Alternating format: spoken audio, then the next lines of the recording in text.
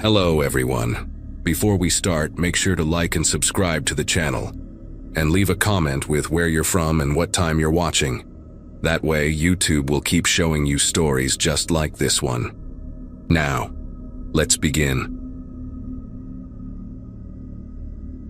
Nobody prepares you for how ordinary everything feels right before your world shifts. February morning, downtown Cleveland, and I'm sorting through campaign metrics while the coffee maker gurgles its usual complaint. Marketing assistant, 4 months into the job after finishing my degree at 31. Finally getting my life together after years of bartending and bad decisions.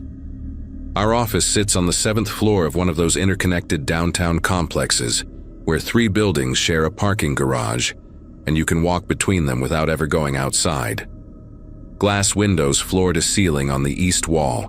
Perfect view of the Huntington building across the plaza. I remember thinking how the frost patterns on the windows looked like tiny cities, spreading across the glass while steam from my mug fogged up a small circle where I leaned against the window. Everything changed when the first patrol car screamed into the plaza below. Then another, then 6 more, all at different angles, officers jumping out with their weapons drawn and pointing at the Huntington building entrance. Diane from accounting pressed against the window next to me, her breath coming quick and shallow, leaving larger fog circles on the glass. We watched a SWAT van pull up, officers in full tactical gear pouring out like ants from a kicked hill. Someone behind us dropped their phone, and the crack against the tile floor made everyone jump. Through the frost and fog on the window, we could see people streaming out of Huntington's side exits, some running, some walking backward with their hands up, all of them being directed behind the police line by officers gesturing frantically. Our floor manager, Kevin, burst through the stairwell door, face flushed and tie crooked. "Active shooter in Huntington," he said, voice cracking on the word shooter. "Lock down, everybody away from the windows into the conference rooms now." But we stood there for another few seconds, mesmerized, watching the chaos below like it was happening on a screen instead of 70 feet away. A woman in a red coat stumbled out of Huntington's main entrance and collapsed on the sidewalk, 2 officers rushing to drag her behind a police car. That made it real. That made 27 of us scramble away from the windows, knocking over coffee cups and scattering papers, cramming ourselves into the 3 conference rooms on the west side of our floor. The smell of spilled coffee mixed with sudden sweat and fear. Conference room C became our world. 15 of us packed into a space meant for 8, sitting on the floor with our backs against the walls, knees drawn up, trying to make ourselves small. Nathan from IT had his police scanner app running on his phone, volume barely audible, crackling with codes and street names I recognized. "Suspect last seen heading toward underground parking level," the dispatcher said. Multiple buildings connected via lower level. The fluorescent lights hummed above us. That specific frequency that usually annoyed me during long meetings but now seemed like the only normal thing left.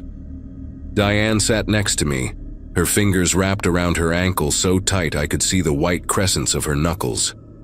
She kept whispering about her daughter at daycare, how she was supposed to pick her up at noon, how the daycare would call her ex-husband if she didn't show up. The scanner crackled again. Suspect entered Building 3 through maintenance access. Building 3. Our building. Nathan's hand trembled as he fumbled to mute the app, but we'd all heard it. The air in the conference room became thick, like breathing through wet cloth.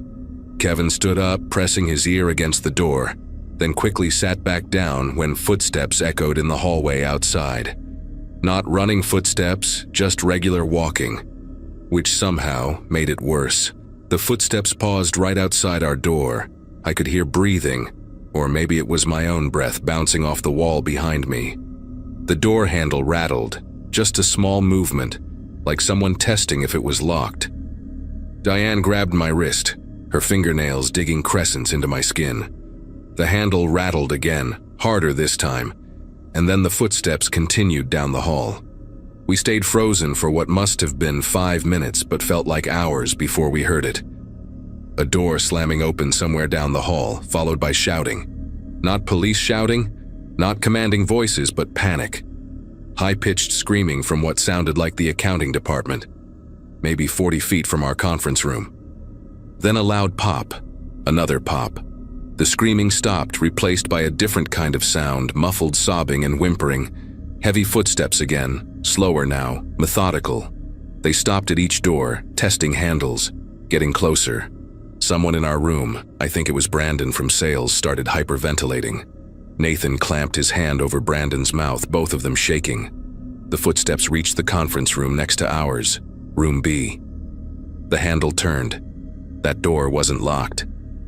We heard chairs scraping, people scrambling, a woman's voice saying, "Please, please, please," and then 3 quick pops. Something heavy hit the shared wall between the conference rooms, sliding down with a sound that made my teeth ache. Our door handle turned. The lock held, but the door shuddered as something slammed against it. Again. Again. Each impact made the cheap wood flex inward. Kevin crawled toward the door on his stomach, reaching up to brace his hand against it, trying to hold it shut. Another slam. The wood around the lock started to splinter. I could see a crack forming, spreading like lightning through the white paint. Diane had her phone out, texting something, her thumb moving in quick jerks. "Love you, baby girl," I saw on her screen before she hit send. The slamming stopped. We could hear breathing on the other side of the door, ragged and heavy. Then footsteps again, but running this time, getting distant. Shouting from far away, professional voices this time. Police commands echoing through the hallway. More running, organized and tactical, boot falls in formation. 20 minutes passed before the police knocked on our door, identifying themselves, telling us to open slowly with our hands visible. They moved us out in a line, hands on our heads. Through hallways I walked every day but didn't recognize anymore. The accounting department door hung off its hinges. Dark stains on the gray carpet that my brain refused to process. In conference room B, paramedics worked on people I knew, had eaten lunch with, had complained about the broken printer with. They wouldn't let us look, kept us moving. But I saw Melissa's yellow cardigan on the floor, the one she wore every Monday. Outside, the February air hit my lungs like ice water. They herded us behind the police line where HR representatives with clipboards were taking names, checking us off lists, handing out emergency blankets that nobody needed but everybody took anyway. The news trucks were already there. Cameras pointed at us like we were a story instead of people. A detective took my statement while I stood there shivering. Not from cold, but from something else. Something that made my muscles contract without my permission. He asked if I recognized the shooter when they showed me a photo on his phone. Douglas Brennan, he said, worked for Huntington, recently terminated. The face meant nothing to me, just another downtown office worker, forgettable features, could have been anyone in the elevator. But then the detective asked about Jason Huang from our purchasing department. Did I know him well? Had Jason ever mentioned problems with anyone from Huntington? Did Jason seem worried lately? Jason, who hadn't been in conference room C with us. Jason, who I hadn't seen during the evacuation. The detective's questions painted a picture I didn't want to see. This wasn't random. Brennan had come for Jason specifically, through 3 buildings and 7 floors. They kept us in the Marriott lobby across the plaza for 6 hours while they processed the scene. Pizza appeared at some point, sitting untouched on folding tables while we sat in clusters. Some people crying, some staring at nothing, some calling family members over and over just to hear their voices. Diane finally reached her ex-husband, who picked up their daughter, and she cried so hard she threw up in a wastebasket. Nathan kept refreshing news sites on his phone, reading updates about our own experience like he needed confirmation it really happened. 3 dead in Huntington, 4 in our building, 11 injured. They didn't release names yet, but we knew. We knew Melissa was gone and Robert from conference room B, and Jason, who Brennan had hunted through 3 buildings. Around 8 that evening, they finally let us collect our cars from the parking garage, escorted in small groups, walking past yellow tape and evidence markers. Monday morning, 3 days later, we got an email from corporate. Subject line: important safety update. The company had implemented new security measures, they said. Badge access restrictions, emergency protocol reviews, additional training seminars, They expressed condolences for the tragic incident that occurred in our building complex. Not our building specifically, but the building complex, like it was weather that had passed through instead of a man with a gun hunting one of our co-workers. No mention of Jason by name. No acknowledgement that an employee of ours was the target, that 6 other people died because Douglas Brennan knew Jason worked on our floor. The email ended with information about counseling services and a reminder that the office would reopen Wednesday with grief counselors available in the first-floor lobby. Business continuity, they called it. Essential to maintain operations and support our clients during this difficult time. I never went back. Couldn't walk through those doors knowing what I knew. What we all knew, but what the company wouldn't admit. That Jason had reported Brennan 2 years earlier when they'd worked together at Huntington, something about contract irregularities and kickbacks. That Brennan blamed Jason for his termination. That he'd sent emails, made threats. That Jason had gone to our HR about it just 2 weeks before. That our company knew someone was hunting Jason and did nothing except suggest he park in a different section of the garage. Diane went back for 1 day, collected her things, and quit. Nathan lasted a week. Most of us scattered, found other jobs, other cities even. The company sent out quarterly safety newsletters for a while, reminding employees to report suspicious activity, to participate in active shooter drills, to remember that workplace safety was everyone's responsibility. They never mentioned February, never mentioned Jason. Like if they didn't acknowledge it, it somehow didn't happen in their building, to their employee, on their watch.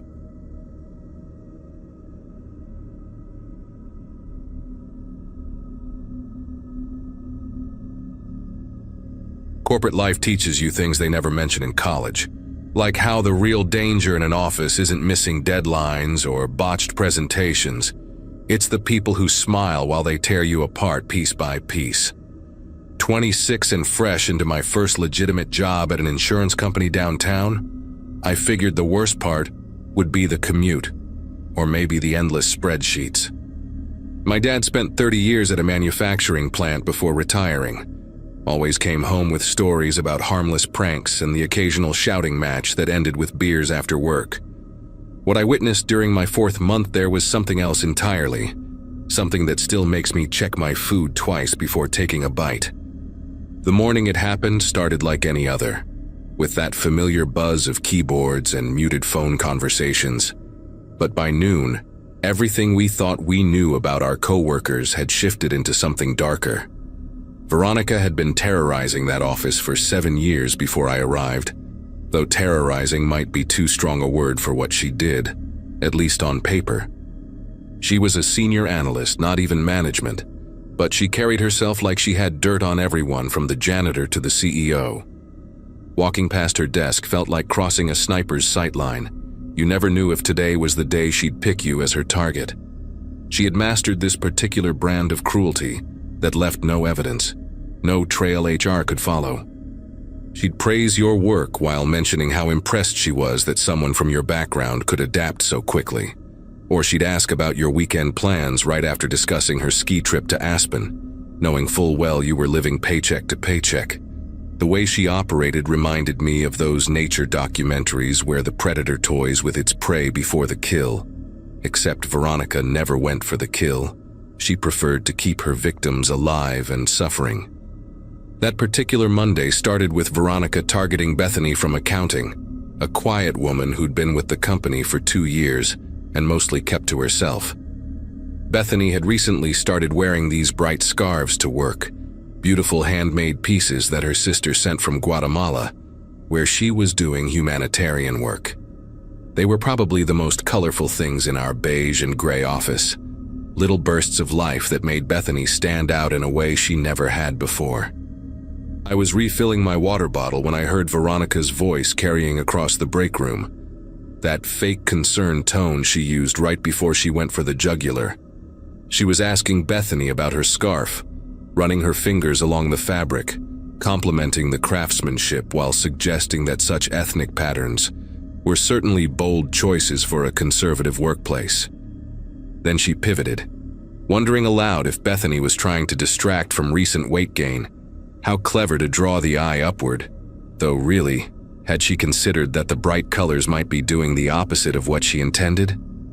I watched Bethany's face crumble in real time, watched her fingers nervously touch the scarf that 5 minutes ago had made her feel beautiful, probably reminded her of her sister, gave her confidence. Veronica kept going, mentioning a weight loss program her friend had success with, pulling up before and after photos on her phone, insisting Bethany take down the number, all while maintaining that poisonous sweetness that made it impossible to call her out without looking like you were overreacting. Other people were in that break room, at least 4 of us, and we all just stood there, frozen, afraid to intervene because we knew we'd be next. Bethany mumbled something about needing to get back to her desk, and as she hurried past me, I saw tears streaming down her face. Veronica just smiled and stirred her coffee, satisfied, like a cat that had just torn apart a mouse for sport. That was Wednesday, and by Friday morning, Veronica would be on the floor of that same break room, gasping for air while her face swelled up like a balloon. Wednesday afternoon dragged on with this heavy tension you could practically taste in the recycled office air. Bethany didn't come back after lunch, sent an email about feeling sick, and we all knew exactly what kind of sick she meant. I kept replaying the break room scene in my head while trying to focus on insurance claims, but my mind kept drifting to all the times I'd witnessed similar attacks. There was Tom from IT who stopped wearing his vintage band shirts after Veronica suggested he was trying too hard to seem young and hip for someone balding at 34. There was Monica, who used to bring homemade Filipino food, until Veronica complained about the smell and started a whole discussion about professional courtesy in shared spaces. Each person dimmed a little after their encounter with Veronica, like she was slowly draining the color from our office one victim at a time. The worst part was how she'd act completely normal afterward, chatting about weekend plans or asking for recipe recommendations as if she hadn't just destroyed someone's confidence an hour earlier. I need to tell you about Friday morning because even now, months later, I can still see every detail like it's burned into my retinas. Veronica always ate lunch at exactly noon, had this whole ritual where she'd heat up her meal prep container, usually some trendy diet food she'd post on Instagram, arrange everything perfectly on her plate, and eat at the round table by the window. She kept her lunch in the same spot in the fridge every day, top shelf, left corner, with her initials written in purple Sharpie on the lid. That Friday, she grabbed her container like always, heated up what looked like quinoa salad with grilled chicken and pine nuts, and sat down with her phone propped up against her water bottle, probably scrolling through social media or reading those toxic productivity blogs she loved to quote. I was microwaving my sad frozen burrito when she took her first bite, and then her second, and then everything went sideways fast. First, she started coughing. Not like when you swallow wrong, but these deep, rattling coughs that made everyone in the break room turn around. Her hand went to her throat, and I saw her eyes go wide, real fear replacing that usual smugness for the first time since I'd known her. She stood up so fast her chair tipped backward, crashing against the floor, and that's when I noticed her lips were already swelling, turning this unnatural shade of purple red. She tried to speak but only managed these horrible wheezing sounds, like air being forced through a straw that was getting smaller and smaller. Her face started changing shape right in front of us, her eyelids puffing up until she could barely see, hives spreading across her neck like someone was painting them on in real time. She fumbled for her purse, knocking her perfectly arranged lunch across the table, quinoa and chicken scattering everywhere, and that's when she collapsed, her knees just giving out like someone had cut her strings. The next few minutes were absolute chaos, the kind that makes time move both too fast and too slow simultaneously. Phil from sales was already on the phone with 911, his voice shaking as he tried to describe what was happening, while Gloria from HR dropped to her knees beside Veronica, asking if anyone knew if she had allergies, if she carried an EpiPen. Veronica was making these terrifying, gasping sounds, her whole body jerking with the effort to breathe, and her face had swollen so much she was almost unrecognizable. Someone found an EpiPen in her purse, thank God, and Gloria jabbed it into her thigh right through her dress pants. but it barely seemed to help. I stood there holding my half-heated burrito, unable to move, unable to look away from this woman who had terrorized us for years, now fighting for every breath. The paramedics arrived in what felt like hours, but was probably only 6 or 7 minutes, and they worked on her with this urgent efficiency that made it clear how serious this was. They got her on a stretcher, oxygen mask over her swollen face, and rushed her out while we all stood there in stunned silence, the break room still smelling like microwaved quinoa and fear. After the ambulance left, we all just stood there staring at the mess on the floor, the overturned chair, her phone still propped against her water bottle with some influencer's perfect life frozen on the screen. Gloria was the first to speak, her voice barely above a whisper, asking if anyone knew what Veronica was allergic to, and that's when the reality of what just happened started sinking in. Someone had put something in her food, something they knew would trigger this reaction, and we all knew it, but nobody wanted to say it out loud. Security showed up about 20 minutes later, started asking questions, taking photos of the break room, bagging up what was left of her lunch, but the damage was already done. The cameras in the break room had been down for 3 weeks, something about a system upgrade that kept getting delayed, and everyone knew it. HR sent us all home early, told us to expect a call over the weekend, but that call never came, at least not the kind we were expecting. Monday morning arrived with an email from corporate, one of those carefully worded messages that said everything and nothing at the same time. Veronica was recovering, would be taking an extended medical leave, and the company was conducting a thorough investigation into what they called an unfortunate incident.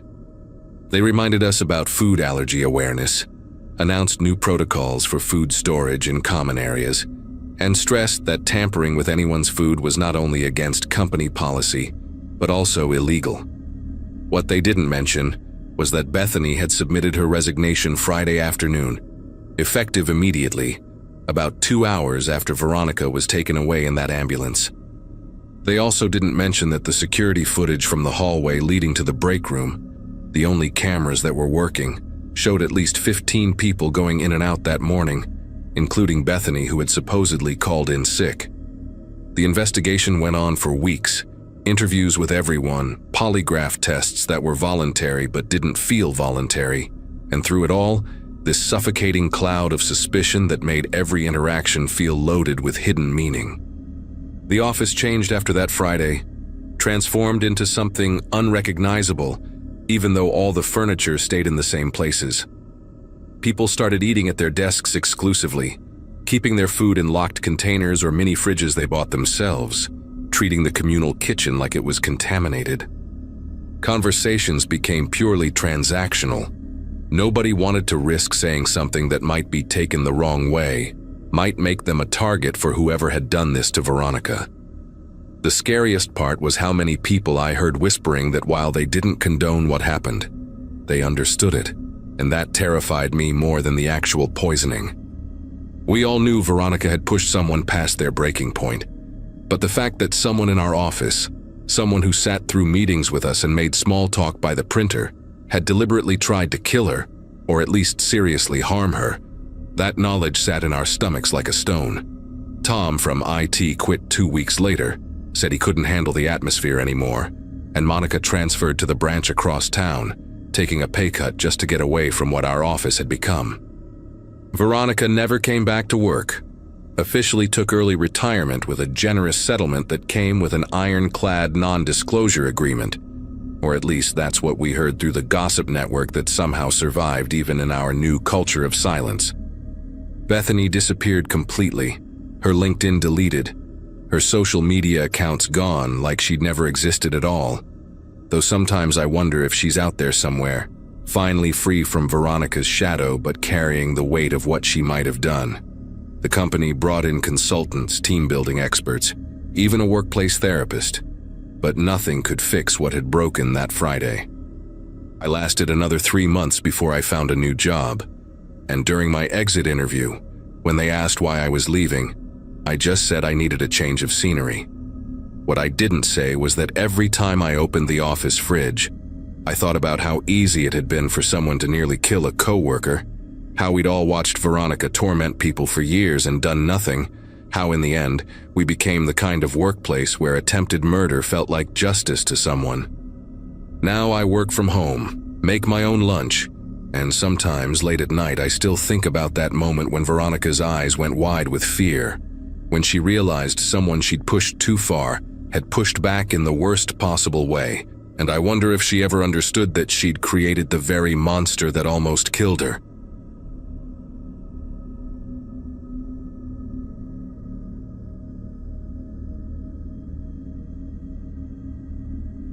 Everyone at the warehouse knew me as the guy who actually gave a damn about inventory accuracy.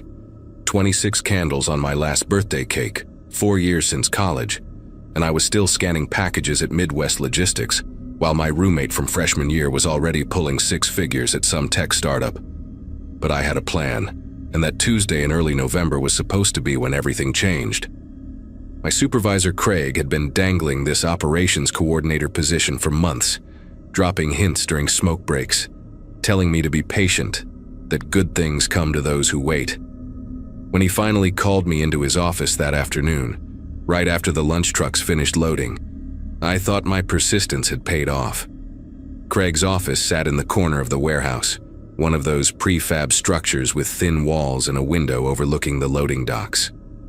He had this habit of keeping the blinds half closed, creating these weird shadows across his desk that made everything feel like a confession booth. I remember knocking twice, hearing his voice call me in, and finding him leaning back in his chair with his feet up on the desk, work boots still caked with yesterday's mud. He smiled when he saw me, but it was different from his usual grin, the kind he'd flash when telling dirty jokes by the forklift.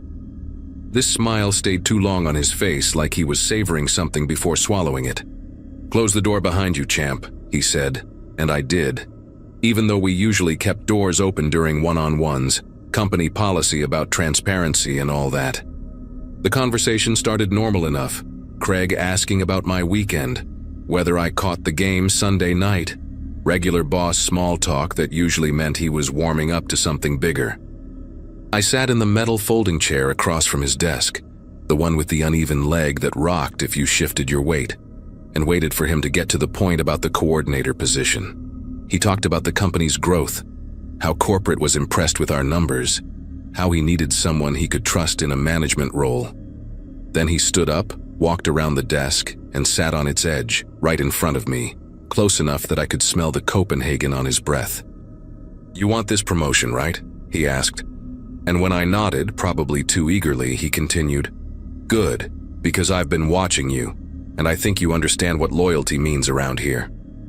At first I thought he meant staying late without overtime complaints, covering shifts when people called in sick, the usual workplace dedication speech every boss gives before adding more to your plate. But Craig kept going, explaining how loyalty meant understanding that some conversations never leave his office, that good employees know when to speak up and when to stay quiet, that gratitude wasn't just saying thank you, but showing it in ways that mattered.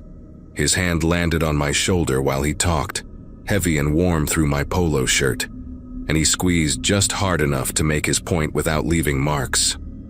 "The thing about opportunities," he said, leaning closer, "is they come with expectations, and I need to know you're mature enough to handle those expectations without making things complicated."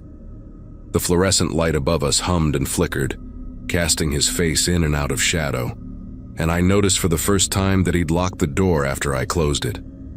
I tried to lean back in the wobbly chair, create some distance, but there was nowhere to go, just Craig's presence filling the small office like smoke from a fire you can't locate.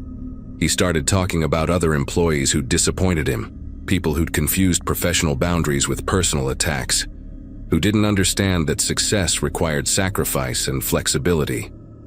His examples got more specific, mentioning Amy from receiving who'd filed a complaint last year before suddenly transferring to the night shift, then quitting altogether. "She didn't understand the game," he said, his fingers drumming against the desk beside my arm, each tap deliberate and measured. "But you're smarter than that, aren't you? You've been here long enough to know how things really work, how sometimes you need to trust your supervisor's judgment, even when it doesn't make complete sense at first. The promotion paperwork was right there on his desk. I could see my name typed on the top form. The salary increase that would finally let me move out of my studio apartment, maybe even start paying down those student loans faster. Craig followed my eyes to the papers and grinned wider, picking up the stack and fanning them out like a poker hand. $48,000 a year, he said, plus benefits, plus my personal mentorship, which is worth more than money if you're smart enough to appreciate it. He put the papers in his desk drawer, locked it, and pocketed the key. Then he pulled out his personal phone, not the company one, and asked for my number, said he preferred texting for urgent matters. That email left too much of a paper trail for efficient communication. When I hesitated, his expression shifted, not angry exactly, but disappointed, like a teacher catching a promising student cheating on a test. Trust, he said slowly, is a two-way street, and right now you're standing at a crossroads. I gave him my number, watched him type it into his phone with thick fingers that seemed to take forever hitting each digit, and immediately felt my own phone buzz in my pocket. His first text was already there. Good choice. He told me the promotion would be official by Friday, but there were some training sessions he wanted to handle personally, after hours, to make sure I was ready for the responsibility. The way he said after hours made my chest tighten, but I nodded, told myself this was just how advancement worked, that everyone had to pay their dues somehow. Craig stood up, finally giving me room to breathe, and walked to the door, unlocking it with a casual motion like the last 20 minutes had been a normal performance review. "Oh, one more thing," he said, turning back to face me. "This conversation stays between us, understood? Corporate doesn't need to know every detail about how I develop my team, and neither does anyone else in the warehouse. Discretion is the first lesson in management." That night, the texts started coming around 10:30, just as I was getting ready for bed. First one was innocent enough, asking if I could come in an hour early tomorrow to review some paperwork. Then another at 11, reminding me to wear something presentable for our morning meeting. By midnight, he'd sent 4 more messages, each one slightly more personal than the last, asking about my living situation, whether I had a girlfriend, if I ever felt lonely working so much. I didn't respond to any of them, just lay there staring at my phone screen lighting up in the dark, each buzz making my apartment feel smaller and smaller. The last text came at 1:15 in the morning, just 2 words that made sleep impossible. "You awake?" I turned off my phone completely, something I never did in case of family emergencies, and spent the rest of the night listening to every sound in my building, wondering if that was a car door slamming or just my neighbor coming home late. Wednesday morning came too fast and not fast enough. That weird paradox of dreading something while desperately wanting it to be over. I arrived at my usual time, not the hour early Craig had requested, and found my schedule completely rearranged on the assignment board. Instead of my regular receiving duties, I was assigned to solo inventory in the back warehouse, the section we called the dungeon because of its broken lights and distance from everyone else. Craig was waiting there when I arrived, leaning against a stack of pallets with a clipboard, acting like it was perfectly normal for a supervisor to personally oversee routine inventory counts. "Sleep well?" he asked, and the way he emphasized the word sleep made it clear he knew exactly when I'd turned off my phone. For the next 3 hours, he shadowed me through the aisles, never quite touching, but always close enough that I could feel his presence, asking questions about my counting methods, my organizational preferences, whether I preferred working alone or with a partner. The pattern established itself over the next 2 weeks like a noose tightening one twist at a time. If I didn't respond to his late-night texts fast enough, my schedule would mysteriously change, putting me on the loading dock during the coldest hours or assigning me to clean the break room during my usual lunch period. When I did respond, keeping things professional and brief, he'd find reasons to call me into his office, each meeting a little longer than the last, each conversation pushing boundaries a little further. He started sharing details about his divorce, his custody battle, how lonely leadership could be, always punctuating these confessions with comments about trust and loyalty and understanding.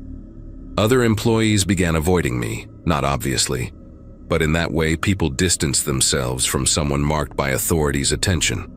Even Larry, who'd trained me 4 years ago and usually had a joke for everything, stopped making eye contact when we passed in the aisles. By the 3rd week, I was surviving on 3 hours of sleep a night, jumping at every notification sound, screening calls from numbers I didn't recognize because Craig had started calling from different phones when I didn't answer his personal cell.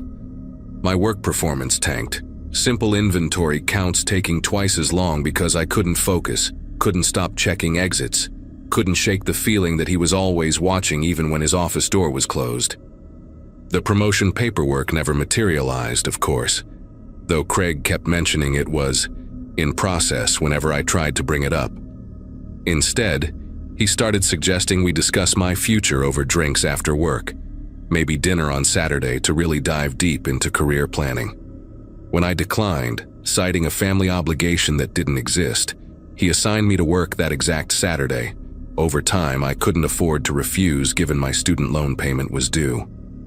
The breaking point came on a Tuesday afternoon in December when I finally went to HR, sitting across from Linda in her clean, organized office that felt like a different universe from Craig's cave.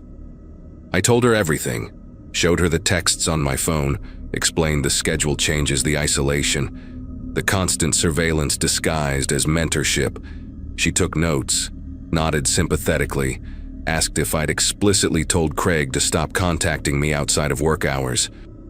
When I said no, not in those exact words, her expression shifted slightly, professionally neutral but somehow dismissive. She explained that Craig's communication style might be unconventional, but without explicit harassment or discrimination, it fell into a gray area of management discretion. The texts I showed her were gone when I looked again during our meeting, somehow deleted from my phone even though I knew I hadn't touched them. Linda suggested I document everything going forward, maintain professional boundaries, and come back if anything concrete happened. Craig knew about my HR visit before I even made it back to the warehouse floor.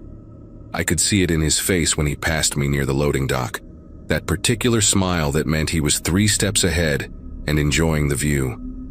That night, no texts came, no calls, nothing but silence that felt louder than all his previous messages combined. The next morning, I found myself assigned to work with a crew transferring to our satellite facility 40 miles away, a temporary assignment that would last indefinitely according to the schedule. My access card stopped working for the main office area. IT said it was a system glitch they'd fix eventually. The promotion posting disappeared from the internal job board, and when I asked about it, I was told the position had been eliminated due to restructuring. Coworkers who'd previously just avoided me now looked at me with something between pity and relief. Like I was a cautionary tale they were grateful not to be living. I quit 2 weeks later, walking out in the middle of a shift because I couldn't stand another day of exile, another night of wondering when the silence would break, another morning of checking my phone for messages that never came but somehow still controlled my entire existence. No reference, no unemployment eligibility, just gone with 4 years of my life reduced to a gap on my resume I still struggle to explain in interviews. 6 months later, I heard through a former coworker that Craig had promoted someone new to operations coordinator, a young guy fresh from college who apparently understood the importance of loyalty and gratitude. They said Craig keeps a photo from the kids' promotion ceremony on his desk, right where anyone sitting in that wobbly metal chair would have to see it. Sometimes I still wake up at 1:15 in the morning, phone in hand before I'm fully conscious, checking for messages that aren't there from a number I blocked but memorized, waiting for a conversation that ended but never really stopped.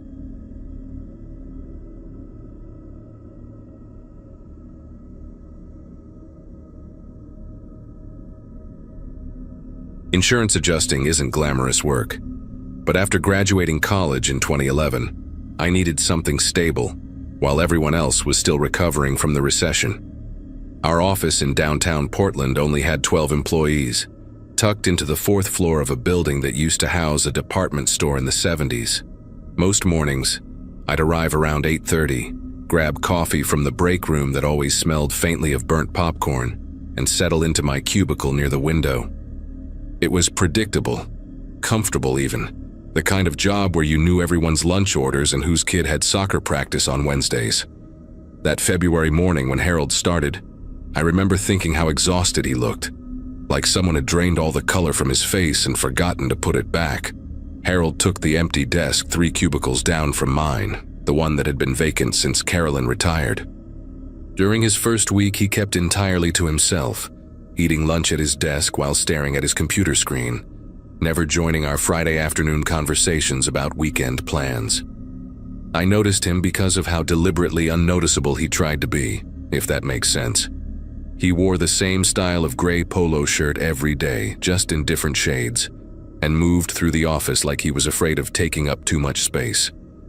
About 2 weeks in, I found him in the break room during lunch, heating up a single serving of instant soup, and something about the way he stood there watching the microwave timer count down made my chest tight with recognition. I knew that posture, that hollow look. My brother had worn it for months after his own marriage fell apart.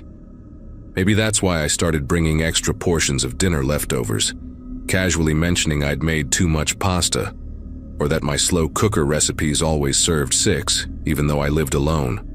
Harold would hesitate at first, his fingers drumming against his desk before accepting, always insisting he'd bring something next time to make it even. He never did, but I didn't mind. We started eating together in the break room, and gradually he began sharing fragments of his story. His ex-wife had kept the house in Beaverton. Their daughter visited every other weekend, and he was renting a studio apartment near the river that got terrible water pressure, but had a nice view of the bridge. Normal divorce stuff, painful but manageable, the kind of life readjustment thousands of people navigate every year. By April, our lunch routine had evolved into something comfortable. Harold would wait for me by the elevator at noon, holding the door even when I was running late from a phone call. He started contributing to conversations, offering surprisingly funny observations about our coworkers' habits, like how Martin always cleared his throat exactly 3 times before answering his phone, or how Sheila rearranged her desk plants based on her mood. I genuinely enjoyed his company. When he mentioned he'd never tried the Mediterranean place 2 blocks over, I suggested we walk there on Friday, and his face lit up like I'd offered him a winning lottery ticket. That should have registered as unusual, that intensity of reaction. But loneliness can make people grateful for small kindnesses. I understood that, or thought I did. The text messages started innocently enough. Harold had asked for my number after I'd offered to send him a recipe for the lemon chicken I'd brought one day, and initially his messages were sparse, appropriate. A thank you for lunch, a joke about something that happened in the office, a picture of his attempt at the recipe that had turned out surprisingly well. But by early May, I was waking up to multiple messages every morning.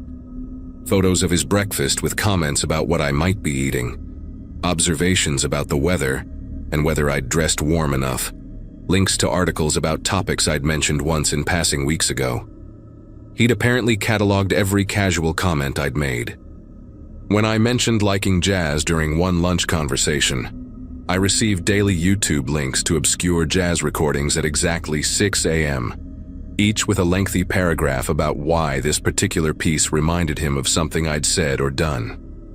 One Monday in mid-May, I decided to eat lunch at my desk to catch up on paperwork, sending Harold a quick text that I couldn't make our usual break room meeting.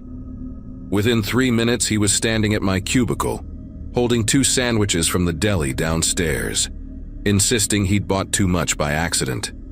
When I explained I really needed to focus on work, his jaw tightened in this peculiar way, like he was physically holding words inside his mouth. He set the sandwich on my desk anyway, then pulled up a chair from an empty cubicle and sat there eating his lunch while I worked, occasionally commenting on my typing speed or asking about the claim I was reviewing. Every time I glanced up, he was watching me, not eating, just watching with this slight smile that made my scalp prickle. After that day, Eating lunch alone became impossible. He'd always appear with food, acting like we'd planned it. I started leaving the office for lunch, telling everyone I had errands to run or appointments to keep.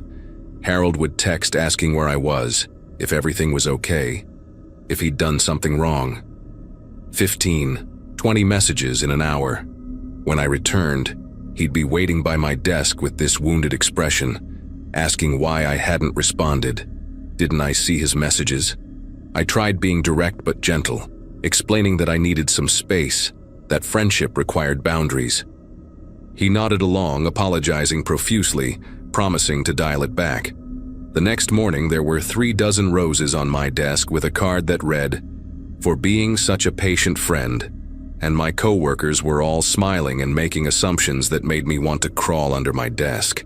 When I told Harold the roses were inappropriate, he looked genuinely confused, insisted they were just a friendly gesture, that I was reading too much into it. Martin overheard and joked that I should be flattered, and Harold latched onto that immediately, repeating it whenever I tried to establish distance. The breaking point came on a Saturday in early June.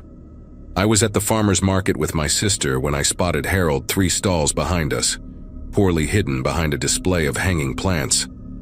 When we moved to the next vendor, he followed. When we stopped for coffee, he sat 2 tables away with a newspaper held up to his face like some cartoon detective. My sister noticed him too, asked if that was the coworker I'd mentioned had been getting clingy. Clingy didn't begin to cover it anymore. I confronted him right there, walked straight to his table while my sister filmed on her phone just in case. Harold's face crumpled like a child caught stealing candy. He swore it was a coincidence, that he came to this market every Saturday, had been coming for years. But when I asked him to name a single vendor or what he'd bought, he just stared at me with those pale gray eyes getting wet around the edges, then stood up and walked away without another word. I thought that public embarrassment might have finally gotten through to him. Monday at work, Harold wasn't at his desk. Neither was his computer, his coffee mug, the small cactus he kept by his monitor. For one beautiful moment, I thought he'd quit. Maybe realized he'd crossed too many lines. But then I found out from Sheila that he'd requested to move to the 3rd floor, told management he needed a quieter workspace to focus better. The relief I felt was physical, like someone had removed a weight from my chest. For 2 weeks, everything felt normal again. I could eat lunch in peace, check my phone without finding dozens of messages, walk to my car after work without constantly scanning the parking lot. I even started staying late again to catch up on the backlog I'd accumulated while trying to avoid Harold. That false sense of security was exactly what he was counting on, I realize now. The notes started appearing on my car in late June, tucked under the windshield wiper like parking tickets. The first one was just a single line, "I miss our lunches." No signature, but the handwriting was unmistakably Harold's, that cramped, precise script I'd seen on countless forms. I threw it away, didn't mention it to anyone. The next day there was another. "You looked nice in the blue dress yesterday." I hadn't seen Harold at all that day, hadn't even known he was watching. They escalated quickly after that. Details about what I'd eaten for dinner, visible through my apartment window. Comments about the TV shows I watched, the glow apparently visible from the street. Observations about my morning routine, what time I turned on the bathroom light, how long my showers lasted. I filed a report with building security, but they said without proof it was Harold, without any explicit threats. There wasn't much they could do beyond increasing patrols in the garage. The police said essentially the same thing when I went to them with a folder full of the notes. Then my mother started getting Facebook friend requests from someone claiming to be my boyfriend, using photos stolen from my Instagram, but with Harold's face poorly photoshopped over whoever I'd been standing next to. My cousin received LinkedIn messages about what a wonderful couple Harold and I made, how we were planning to move in together soon. My landlord called asking about my fiancé who'd stopped by to look at adding his name to the lease, describing Harold perfectly, even though I'd never once brought him to my apartment building. I changed my locks, installed a doorbell camera, started parking in different spots each day. I documented everything, built a case file that would make any detective proud. HR at work said they'd spoken to Harold about maintaining professional boundaries, but since nothing was happening on company property anymore, their hands were tied. I was drowning in bureaucracy while Harold was systematically inserting himself into every corner of my life, and everyone around me seemed to think I was overreacting to someone who was just lonely or probably harmless. The night everything unraveled was a Wednesday in July, one of those humid Portland evenings where the air feels too thick to breathe properly. I'd stayed late at the office finishing a complex claim, the building mostly empty except for the cleaning crew.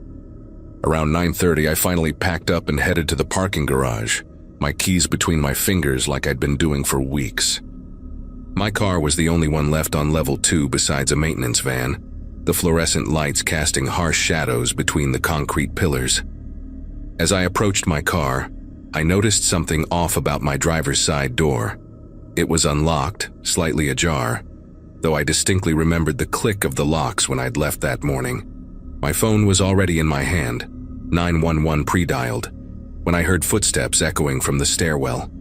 Not running, just walking steadily, purposefully. I ran to my car, jumped in, and locked the doors just as Harold emerged from the shadows, carrying a box of my things from my desk. Items I hadn't even noticed were missing. He stood there in the harsh garage lighting, looking confused and hurt, like I was the one behaving strangely. I called 911 right there, windows up, doors locked, while Harold stood 5 feet away from my car holding that box like some demented delivery man. He kept talking, though I couldn't hear the words through the glass, his mouth moving frantically. His free hand gesturing at the box, at me, at himself. The police arrived within 10 minutes that felt like hours, and Harold actually smiled when he saw them, like they'd come to mediate a simple misunderstanding. While the officers separated us for questioning, one of them went back into the building with security to review the footage from the past week. What they found made even the veteran cop's face go pale. Harold had been entering the building almost every night using a copied key card, sitting at my desk for hours in the dark, going through my drawers, my computer, even eating the snacks I kept in my bottom drawer. The footage from just 3 hours earlier showed him at my desk, while I was in the conference room down the hall, completely unaware. He'd been doing this for weeks, maybe longer, living some twisted fantasy where my workspace was his, where my life was his to examine and document. They arrested Harold that night for breaking and entering, trespassing, and theft. During the investigation, they found journals at his apartment filled with detailed logs of my daily activities, printed screenshots of every social media post I'd ever made, photos of me taken from distances with a telephoto lens, and worst of all, a wedding planning book where he'd pasted my face next to his in various venue brochures. He'd already put deposits down at 2 locations for the following spring. The restraining order went through immediately, and Harold was terminated from the company the next day. He pled guilty to avoid trial, got 18 months probation and mandatory counseling. I never went back to that office. I couldn't sit at that desk knowing he'd been there in the darkness, touching my things, breathing in my space, pretending we shared something that existed only in his fractured mind. I moved to a different neighborhood, changed jobs, deleted most of my social media. 6 months later, I heard through a former coworker that Harold had moved to Idaho to live with his elderly parents. I still check my rearview mirror too often, still feel my chest tighten when I see gray polo shirts, still triple check my locks before bed. Some violations of trust leave marks that don't fade. They just become part of your routine, woven into the fabric of how you move through the world. I started the engine and drove straight to the police station, Harold's figure shrinking in my rearview mirror, still standing in that same spot holding that box. The officers took my statement, said they'd increase patrols around my apartment, suggested a restraining order. But what happened next changed everything. The next morning, our head of security, Walter, pulled me aside with his laptop, his face pale and serious. He'd been reviewing footage from the past month after my parking garage incident, going through the overnight recordings that normally nobody checked. What he showed me made my entire body go cold. There was Harold, using a key card to enter the building at 2, 3 in the morning, multiple times a week. The cameras showed him going to the 4th floor, to our old department. He'd sit at my desk for hours in the complete darkness, just sitting in my chair, going through my drawers, typing on my keyboard, even though the computer was off.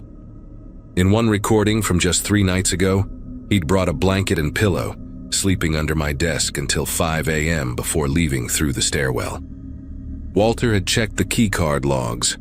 Harold had reported his card stolen weeks ago and gotten a replacement, but had clearly kept the original and been using it for his midnight visits. The police arrested Harold that afternoon at his apartment, where they found notebooks filled with detailed logs of my daily activities, hundreds of photos of me taken without my knowledge, and most disturbingly, a set of keys they matched to my apartment, copies he'd somehow had made, though thankfully my recent lock change had rendered them useless. He'd been entering the office for 6 weeks, they determined, starting right after he'd moved to the 3rd floor. The security footage also revealed he'd installed something under my desk, a tiny recording device that picked up my phone conversations, which explained how he knew so much about my schedule and personal life. Harold was charged with stalking, breaking and entering, and unlawful surveillance. He took a plea deal for 2 years in prison and a permanent restraining order. I never went back to that office. The company transferred me to their Seattle branch with a small settlement to avoid any liability issues, and I started fresh in a new city. That was 3 years ago. I still check my rearview mirror too often, still feel my chest tighten when I see someone in a gray polo shirt, still can't shake the image of him sleeping under my desk, curled up in the exact spot where my feet would go, like he was trying to exist in the negative space of my life.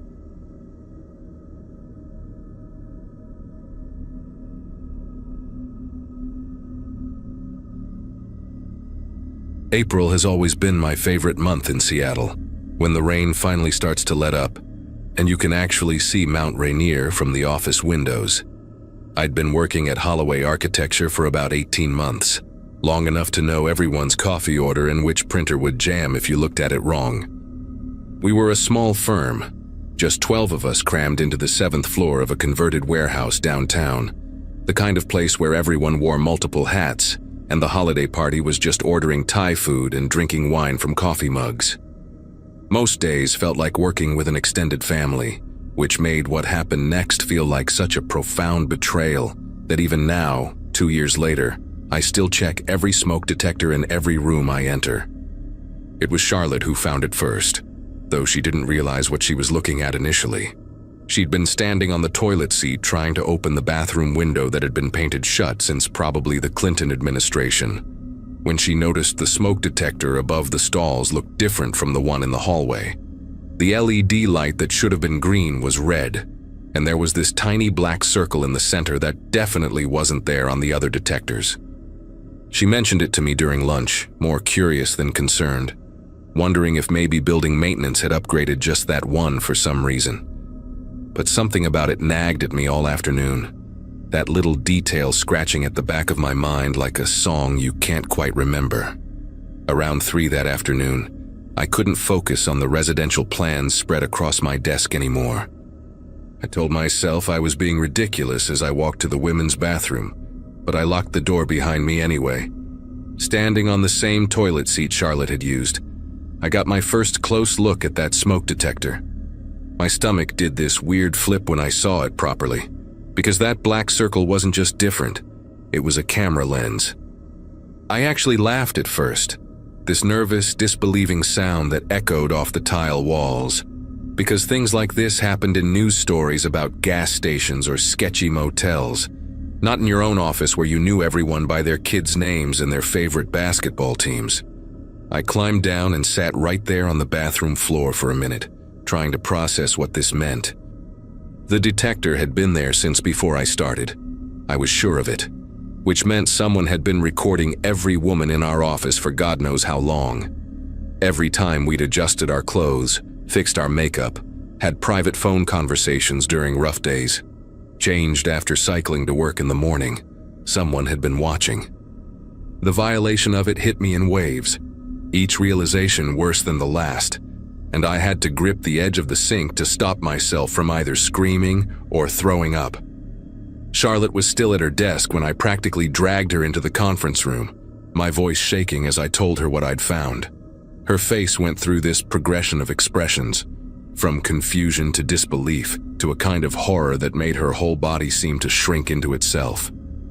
We called in Priya, our office manager, and watched her normally composed demeanor completely crumble as she processed what we were telling her. Within an hour, all 5 women in the office were huddled in that conference room, speaking in hushed voices like we were afraid the walls might be listening too. The men were still working at their desks, oblivious to the bomb that had just gone off in our professional lives. Priya said we needed to call the police immediately, but first she wanted to document everything. She put on latex gloves from the first aid kit, stood on a chair she'd brought from the conference room, and carefully unscrewed the fake smoke detector. The thing came away from the ceiling easily, too easily, with just a battery pack attached to the back and a small memory card tucked into a slot on the side.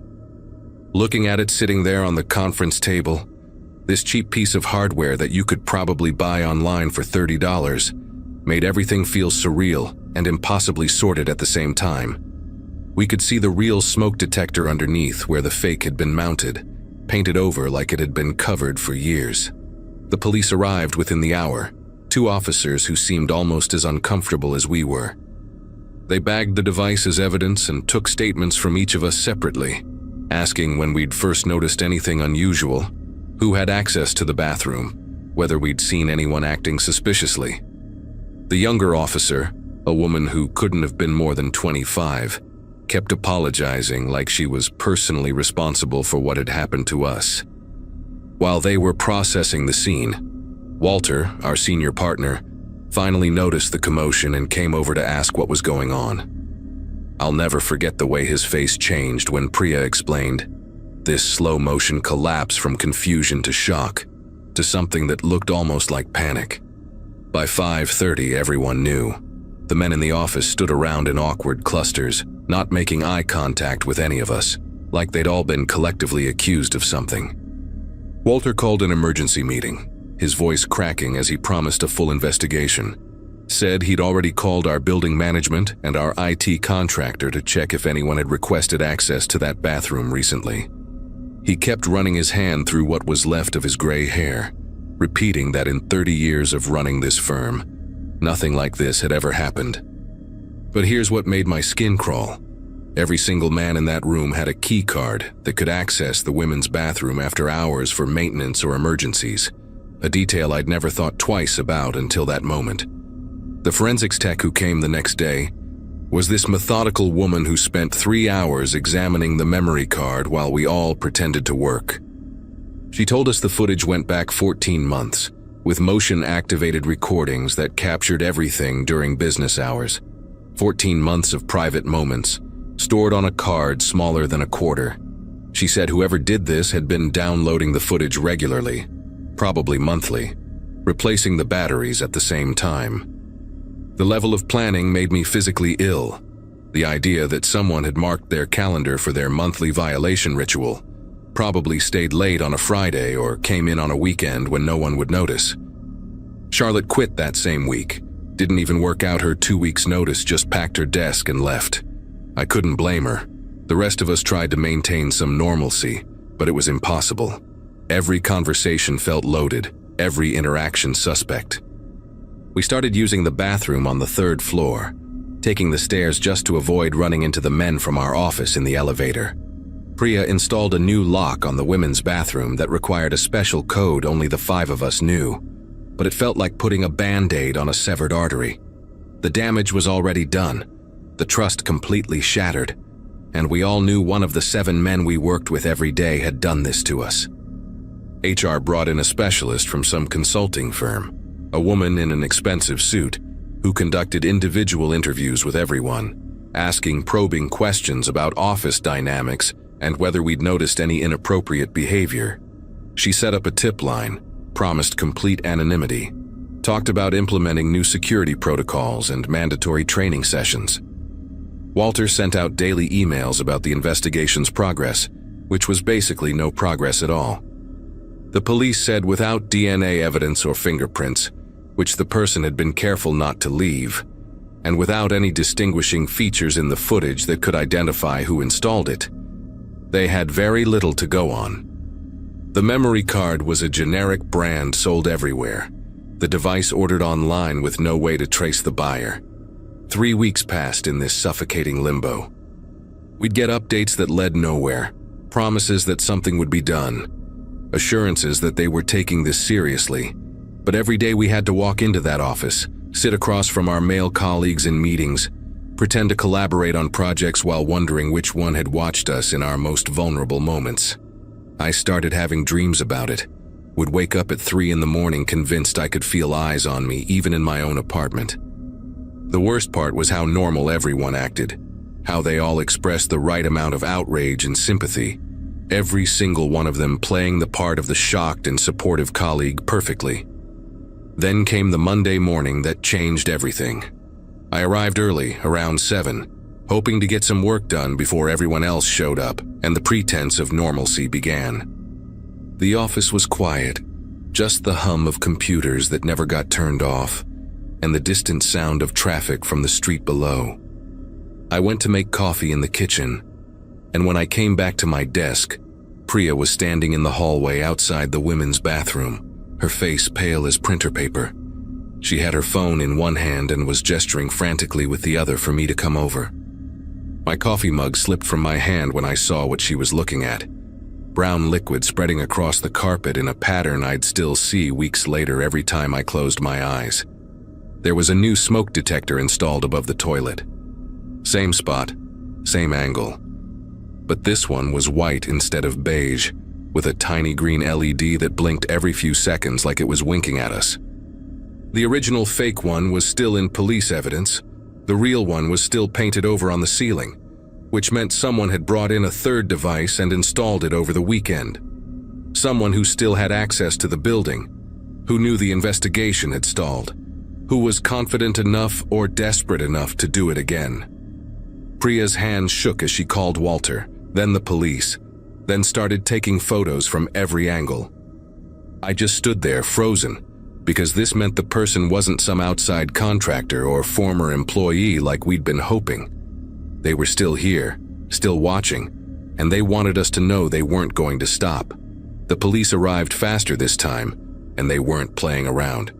They sealed off the entire floor, brought in a forensics team that dusted every surface for prints, pulled security footage from the building's cameras. The detective, a tired-looking man named Ramirez who'd been handling our case, stood in Walter's office with his arms crossed, explaining that whoever did this had used the emergency stairwell to avoid the main cameras, but there should be key card data showing who accessed the building over the weekend. Walter's assistant pulled the records while we all waited in the conference room, the 7 men separated from us women like we were opposing teams in some horrible game. The key card data showed that 4 people had been in the building over the weekend. Walter himself on Saturday morning, saying he'd come to catch up on emails. Our IT guy, Paul, on Saturday afternoon for scheduled server maintenance. Junior architect Colin on Sunday evening to grab files he'd forgotten. And surprisingly, Richard, our 60-year-old structural engineer who said he'd been meeting a client.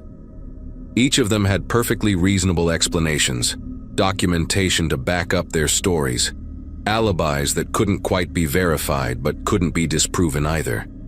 The security footage was useless, showing nothing but empty hallways and closed doors, the stairwell cameras conveniently experiencing a glitch during the crucial hours. It was like watching someone play chess when you could only see half the board, knowing they were making moves you couldn't track.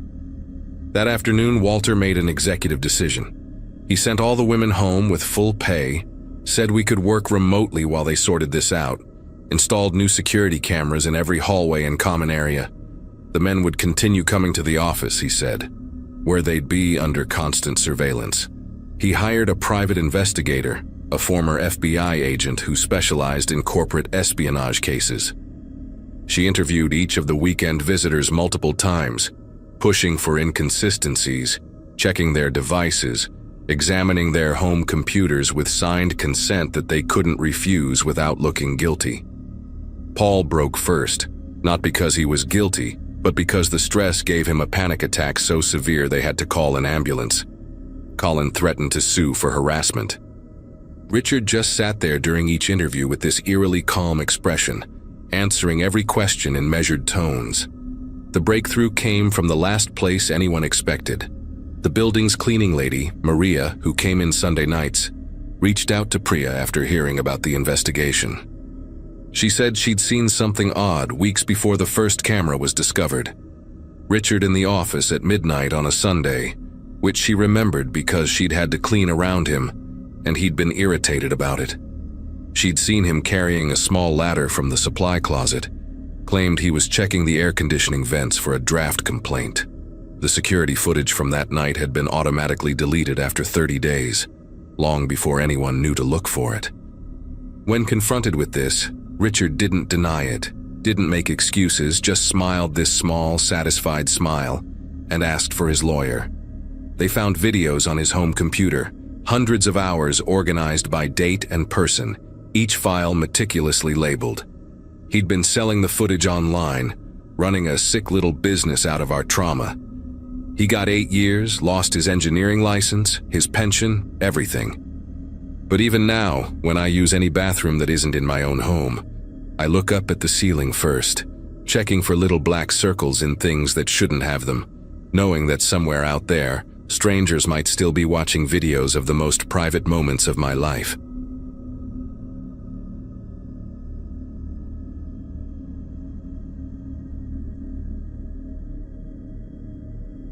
Six months into my job as a compliance officer at Riverside Private Hospital, everything changed on what started as a routine Monday morning. Fresh from my master's program and eager to prove myself, I'd been assigned to review billing discrepancies that everyone assumed were simple clerical errors. The hospital treated celebrities and wealthy families from across the state, and my supervisor had made it clear that accuracy was paramount for maintaining our reputation. My cramped office on the 3rd floor had become my second home, surrounded by stacks of files and dual monitors displaying endless spreadsheets. Most people my age were out partying on weekends while I was cross-referencing insurance claims with treatment records, determined to make a good impression at my first real job. That morning, coffee in hand, I noticed something strange in the cardiac unit's billing from the previous quarter. A patient named George Whitman had supposedly undergone 3 separate angioplasties in a single week, each billed at $47,000. When I pulled his treatment logs from our medical database, only one procedure appeared, performed by Dr. Chen on a Wednesday afternoon. I checked another file, then another, and my pulse quickened as a pattern emerged. Dozens of patients showed multiple expensive procedures in billing that didn't exist in the actual medical records. Some patients had been discharged days before their supposed surgeries. Others had never even been admitted to the units where these procedures allegedly took place. By noon, I documented over 200 fraudulent claims totaling nearly $8 million. The fake entries followed a sophisticated pattern, always staying just below the threshold that would trigger an automatic insurance review. Someone had created phantom patient IDs that existed only in the billing system, complete with fake social security numbers and addresses that led to vacant lots or abandoned buildings. Each fraudulent claim was approved by the same sequence of administrators, their digital signatures appearing on documents for procedures that never happened. The money trail disappeared into a maze of department budgets and external vendor payments that would take weeks to fully untangle. I printed everything, my heart racing as page after page confirmed what I was seeing wasn't a mistake, but deliberate, systematic fraud. I spent the rest of that afternoon triple-checking my findings, creating backup files on my personal laptop and a flash drive I kept in my purse. The scope of this was beyond anything I'd imagined when I took this job. Whoever orchestrated this understood our system's blind spots perfectly, exploiting the gap between medical records and billing that existed because the two databases didn't automatically sync. They knew exactly how long they had before monthly reconciliation reports were generated, and they'd been careful to spread the fraud across different departments to avoid detection. My supervisor, Michael Thornton, Was out of town until tomorrow, so I decided to compile everything into a comprehensive report that would be impossible to ignore or dismiss. Around 7 that evening, alone in the office with only the emergency lighting in the hallways, I heard footsteps approaching my door. Dr. Harrison, our chief medical officer, appeared in my doorway wearing his golf clothes instead of his usual suit. He rarely stayed past 4, and I'd never seen him on this floor before. He glanced at the papers spread across my desk, then at my computer screen still displaying billing records, and asked what was keeping me so late. His voice was casual, but his eyes moved quickly across my workspace, taking in every detail. I told him I was working on routine audits, trying to keep my voice steady while discreetly closing my laptop. He nodded slowly, mentioned something about dedication being admirable in young employees, then suggested I should head home and get some rest. After he left, I waited 10 minutes before gathering everything and leaving through the back stairwell.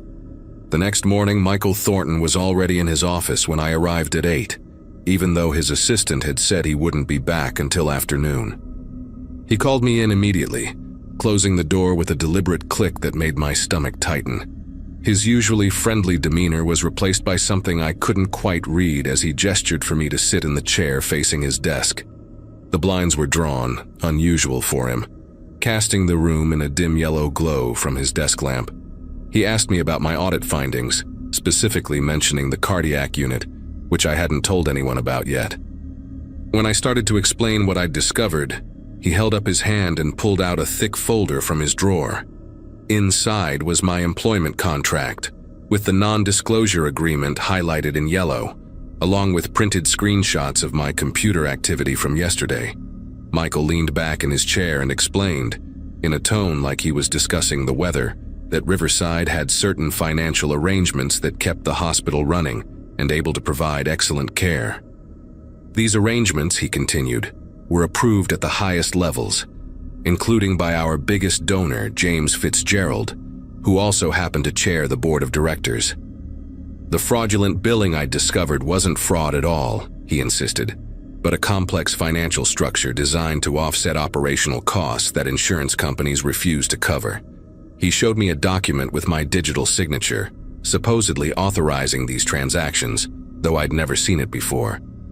The timestamp showed it was created yesterday evening, after I'd left the office. He said I had 2 choices: continue my work focusing on other departments and receive a substantial raise, or persist with this investigation and face legal action for violating my NDA and potentially embezzling funds myself, given my signature on these documents. I sat there, feeling the walls of that office press closer as he outlined how my career would end before it started if I didn't cooperate. He mentioned that young professionals sometimes misunderstood complex healthcare financing, that my student loans of $70,000 must be a burden, and that Riverside valued employees who showed discretion. The raise he offered was more than double my current salary, enough to pay off my loans in 2 years instead of 10. All I had to do was delete my files, forget what I'd seen, and focus on other areas of compliance.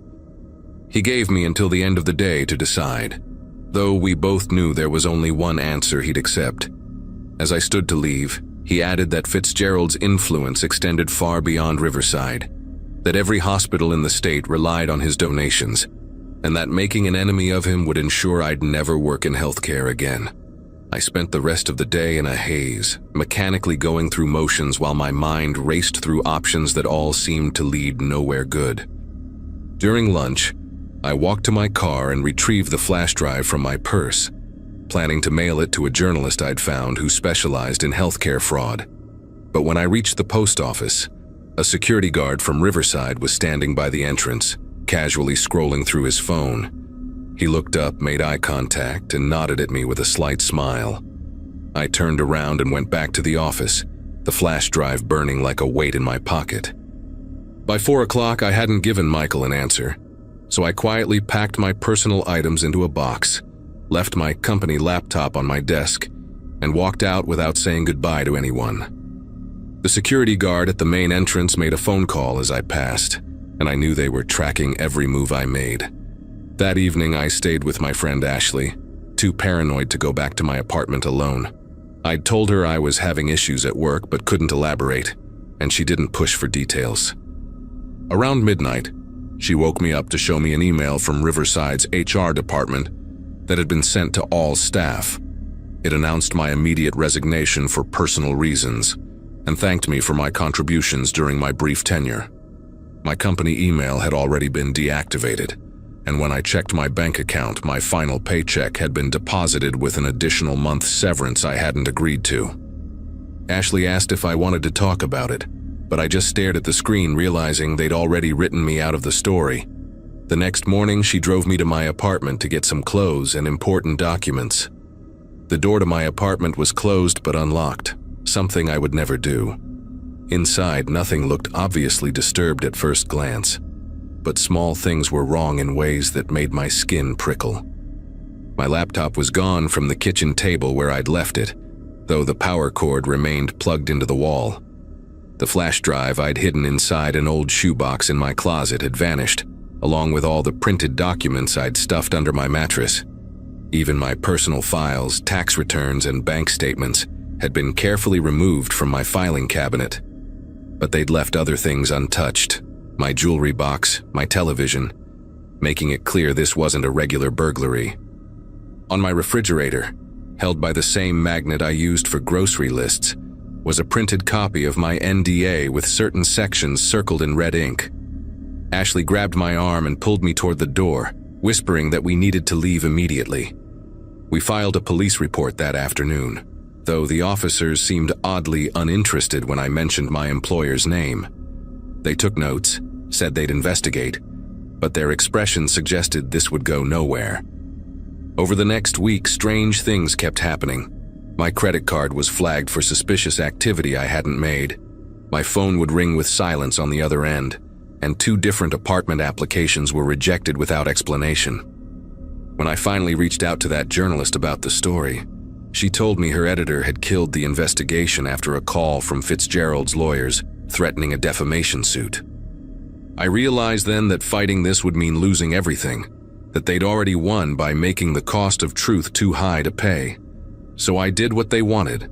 I stayed quiet, moved to a different state, and started over in a field that had nothing to do with healthcare. Sometimes I check the news to see if Riverside ever gets exposed, but 3 years later, they're still operating, still billing insurance companies for procedures that never happen, and probably destroying anyone else who gets too close to the truth.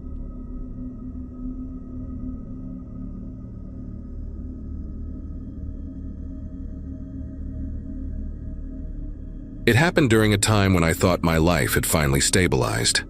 I had been working at a medium-sized manufacturing company in Pennsylvania for a few years, handling internal audits and supplier payments. Nothing glamorous, but steady, predictable work, the kind that lets you sleep at night knowing every number matches. My supervisor, Mr. Caldwell, liked to joke that I was married to spreadsheets. I took pride in being meticulous, maybe too much for my own good. That habit is what started all of this. One afternoon, while cross-checking vendor invoices for a quarterly report, I noticed a small repetition in our payment log. The same invoice number appeared twice, 2 weeks apart, for the same amount. I figured it was a copy error and dug deeper. That is when I found 3 more, same structure, same formatting, but tied to supplier names I did not recognize. When I tried to look up their registration details, the company database said the vendors did not exist. No address, no tax record, nothing. Just blank entries sitting in our system like ghosts. I mentioned it quietly to Mr. Caldwell, not accusing, just trying to understand. He gave a small laugh, one of those dry ones that sound more like a dismissal than amusement. "Glitch in the software," he said, waving his coffee mug as if that settled it. "The system pulls old test data sometimes. Just clear the duplicates." I wanted to believe him, but his tone carried something offhand, too casual for someone whose department might be mishandling thousands of dollars. Still, I nodded and went back to my desk. The next morning, my access to the shared accounting drive was gone. I could not open the supplier logs, could not even reach the folders I worked on every day. I thought it was an IT error and emailed the support desk. By the time they got back to me, the logs had been updated. Someone had altered the audit trail to show that I was the one who created the duplicate invoices. My name, my ID, even my approval signature were attached to every single fake supplier entry. I remember sitting there staring at the screen trying to understand how a file I never touched could bear my credentials so perfectly. I went straight to Caldwell's office, but he was not there. His desk was cleared out except for a single coffee ring on the corner. No one seemed to know where he went, or maybe they were told not to talk. By noon, Human Resources called me in for a quick chat. The manager, Mrs. Halloran, said they had received an internal report of fraudulent entries in the accounts payable system, entries connected to my login. I tried to explain what I had discovered, how I had flagged the duplicates and was told it was a glitch, but her expression tightened. She said she could not discuss the details while there was an ongoing investigation. That afternoon, I tried to access my personal files on the local drive, but half of them were missing. Someone had replaced my working folder with an older version that made me look careless, like I had been hiding data. I checked the log timestamps and noticed they matched the same window when my account had been disabled the day before. I called IT again, and this time the technician hesitated before speaking. He said quietly, "Your name was flagged for manual monitoring. I should not even be talking to you." That was when I realized this was not a misunderstanding. It was an orchestrated setup. I spent the next evening combing through every backup I had kept on my flash drive at home, every invoice, every supplier record. But even my offline copies were tampered with. The metadata showed edits I never made, dated for times when I was not even at the office. It felt impossible, like someone had remote access to everything I touched. I started documenting my findings, printing out each version, hoping to piece together a timeline that could clear my name. But with each step forward, another piece of evidence surfaced against me, stronger than before. 2 days later, I got a call from a detective with the local police department. He said they had received a formal complaint from my company, accusing me of embezzlement and data manipulation. When I told him I was about to report the same crime but from the other side, there was a pause. He asked me to come in for questioning. That night, I sat at my kitchen table staring at the stack of printouts. My name, my initials, my approval stamps, all perfectly forged. It was like watching my own identity rewritten by invisible hands. At the police station, the detective showed me printed emails supposedly sent from my company account. Each one approved payments to those phantom suppliers. The tone of the messages even sounded like me. Same phrasing, same punctuation habits. I pointed out that the timestamps did not match my work hours and that the email headers could be forged, but he only nodded, saying they would verify everything. I could tell by his expression that he thought I was guilty before I even sat down. The weight of something I did not do was already closing in around me. When I left the station, my phone buzzed non-stop with messages from coworkers. Some offered sympathy, others avoided saying anything direct. Then I got one that made me stop in the middle of the sidewalk. It was from an unknown number. You should have left it alone. No name, no context. Just that line. I deleted it immediately, but I could not shake the thought that whoever had sent it was close. Someone inside the same building. Maybe someone I saw every day. I began to realize this was not just about money. It was about control. About making someone disappear without physically touching them. In the days that followed, my bank accounts were frozen. The company suspended me pending investigation, and my access badge stopped working. Friends from the office stopped answering calls. The more I tried to defend myself, the deeper the hole seemed to get. Even the detective said it looked like I was trying to rewrite the narrative. The irony almost made me laugh. Everything I did to prove my innocence became more evidence of guilt. I barely slept, waiting for the knock on my door that could come at any moment. Eventually, I hired an independent forensic analyst, someone outside the company. It took months, but he found traces of a remote access tool installed through an internal maintenance update. the same patch that my department had been told to approve the week before everything began. When the report went public, the company quietly dropped the charges. No apology, no admission, nothing. I moved states shortly after. To this day, I keep every login on a separate device and never stay logged in anywhere longer than I need to. Because I know now, once someone decides to rewrite your history, they can make it look like you were never innocent to begin with.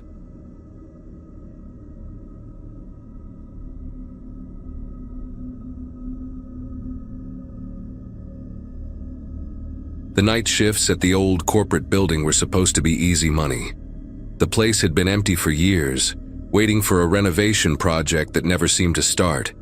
My job was simple: walk the halls every hour, make sure no one broke in, and keep an eye on the cameras. The company that hired me had a reputation for stretching their budget, which explained why the only working lights flickered like they were gasping for life.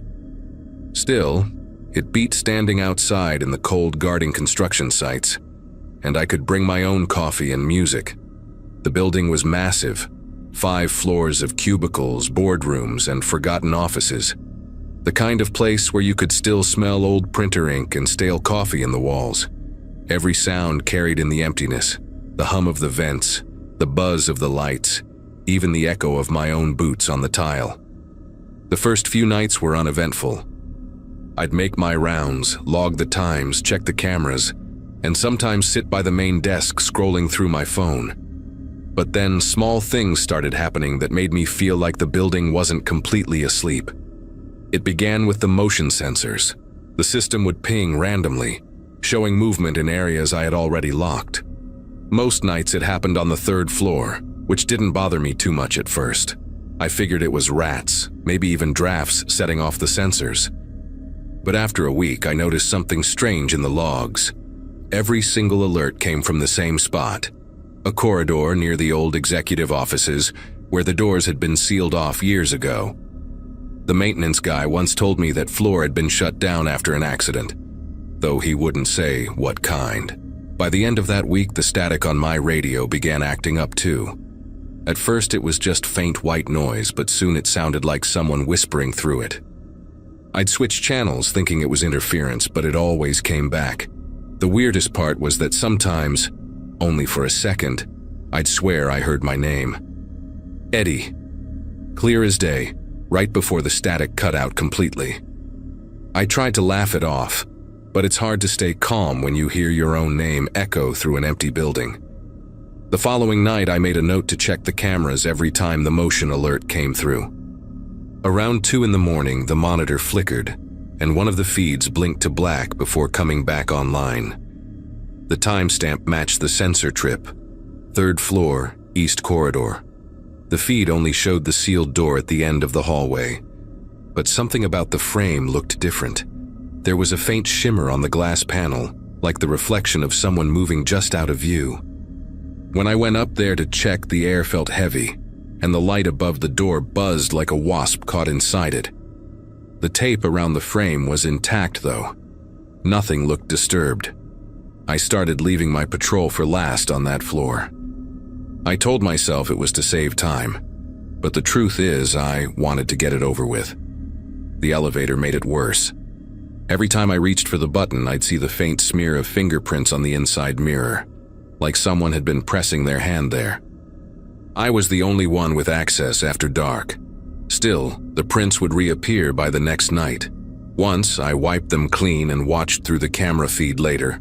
Around 3:20, the elevator doors opened on their own and stayed that way for 10 seconds before closing again. By the 4th week, I could barely concentrate. My coffee went untouched most nights, and I kept the radio volume low just so I wouldn't have to hear the static creeping back in. Then one night, right before my shift ended, the elevator lights blinked. I heard the chime echo through the empty lobby. The display showed it stopping on the 3rd floor. I froze in place, watching as the numbers lingered there longer than usual. No one came down. After a minute, it started moving again, but instead of going to the lobby, it went up to the 5th floor. I took the stairs that night. The building's maintenance logs were stored in the small office behind reception. Out of curiosity, I checked the folder marked incidents. Most of it was dull. Water leaks, power issues. But one report stood out. It was dated almost 15 years ago and mentioned a fire on the 3rd floor. A technician had died after getting trapped in the ventilation shaft. They said the area was sealed after that for safety reasons. The report ended with a note saying the elevator had malfunctioned during the evacuation. When I read that, I felt a chill crawl through me. Every time that elevator stopped on the 3rd floor, it was at the same time the fire had broken out. The next evening, I told myself I would ignore it. I turned off the elevator camera feed, left the volume on my radio low, and tried to focus on my route. But around the same time as always, the elevator chime rang again. I stared at the panel on the security desk. It had stopped on the 3rd floor. I hesitated, then picked up my flashlight and took the stairs. The moment I reached the 2nd floor landing, I heard the faint hum of machinery above me, like the air system had come alive for the first time in years. My flashlight beam shook as I reached the 3rd floor door. The tape across it was torn clean through. I opened it just far enough to see inside. The hallway was darker than the rest of the building, and a layer of fine dust covered the floor, except for a single trail of footprints leading toward the end of the corridor. They stopped right in front of the sealed office door, the one that showed up on the motion sensors. My chest tightened when the radio on my shoulder hissed again. This time, the voice came through more clearly. It said my name again, once, then twice, before fading out. The air smelled faintly like burned plastic. When I stepped back, the lights above me flickered so violently that the corridor strobed white and black. For a split second, I saw someone standing by the office door. A figure, shoulders slumped, wearing what looked like a maintenance uniform. I blinked and the hallway was empty again. I ran, leaving the door wide open behind me, my boots echoing through the stairwell. When I reached the lobby, the elevator doors slid open by themselves. The display said 3, then it went blank. I quit the next morning. The supervisor did not seem surprised. He just nodded and said, "That floor still giving you trouble?" As if he already knew. A few weeks later, I drove past the building and saw workers tearing down the front entrance. The elevator cables were hanging loose like veins through the exposed floors. I have worked other jobs since then, but no matter where I go, I still hear that faint static every now and then, like someone whispering through a dead frequency, still trying to say my name.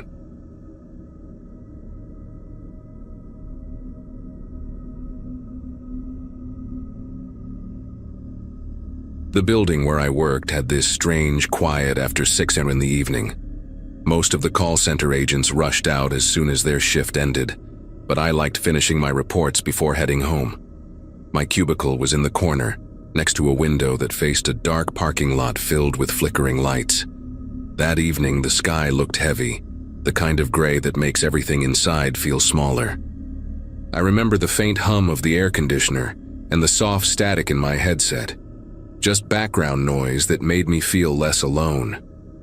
I had been handling calls for a healthcare hotline, mostly people asking about coverage or waiting times. It wasn't glamorous, but it paid the bills. My supervisor, Trevor, had left early for a dentist appointment, and the team leader on duty didn't seem to notice I stayed behind.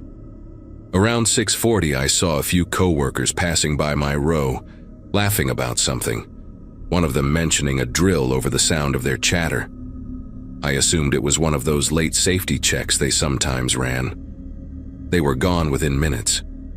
The floor grew still, and I sank into my chair, typing notes from the last call.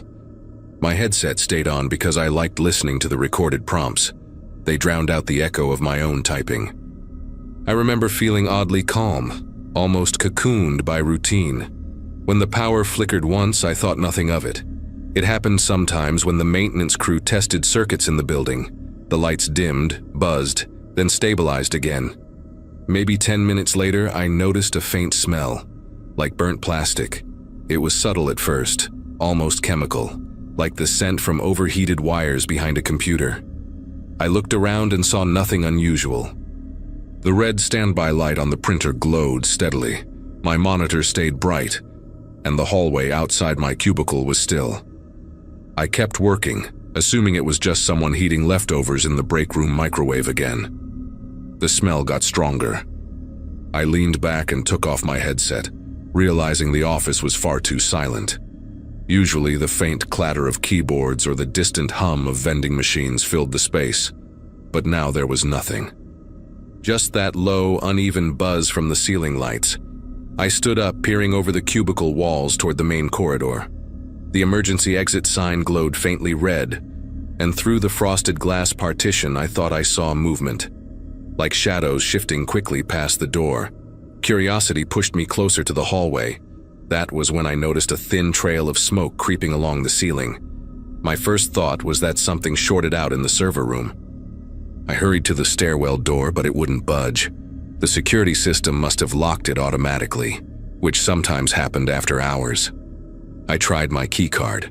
Nothing. A mechanical beep and a solid click that did not release. By now the haze was spreading faster. It stung my eyes and left a bitter taste in my mouth. I ran to the other end of the floor where another exit door was located. Same problem. Locked. My phone was on the desk, and for a second I hesitated to go back. The smoke was thicker near my cubicle. I used my sleeve to cover my face, stumbling back through the corridor. My head was spinning, and I could hear faint thuds somewhere below, maybe from people or heavy equipment. When I reached my desk again, I grabbed my phone and tried calling building security, but no one answered. The signal kept cutting in and out. I sent a text to a coworker, just saying there was smoke and I was still inside. I didn't realize until later that by then, the entire floor below had already been engulfed in flames. The lights flickered again, then went out completely, leaving only the dim emergency glow from the exit signs and the orange shimmer crawling under the door at the far end. I remember grabbing my jacket and waving it near the floor, hoping to push the smoke away just enough to breathe. The sound of the fire alarms finally reached me, muffled through the walls mixed with distant voices. I yelled for help, but my own voice barely carried. The air was so dense it felt like trying to speak underwater. Every step toward the far window grew heavier, the carpet warm under my shoes, sticky from melted plastic. Through the glass, I could see flashes of red, emergency lights reflecting against the neighboring building. I pressed my face close to the cool metal of the window frame, trying to catch a breath. The heat kept building behind me. Then I heard something slam, the main door being forced open from the other side. I dropped to the floor, coughing, as two figures in heavy suits burst through the haze. They shouted something I couldn't make out. Then one of them grabbed my arm and pulled me toward the stairwell. The next few minutes were a blur of motion, alarms, and roaring noise. The firefighters carried me out through the service stairs, where the concrete walls were streaked black. When the cold air hit my face outside, I barely managed to keep my eyes open. Someone wrapped a blanket around me and told me I had been lucky. The heat sensors had tripped too late. I spent the night at the hospital with mild burns and smoke inhalation. They said I had passed out right before they reached me. Weeks later, I learned that the safety officer responsible for the evacuation had left early that night. He never checked my floor. The company did not say much publicly, only that procedures had been reviewed. I still work in offices sometimes, but I never stay after hours anymore. Every faint smell of burned dust from a heater or a computer cable still brings back that same quiet moment, the one right before I realized I was completely alone in a burning building.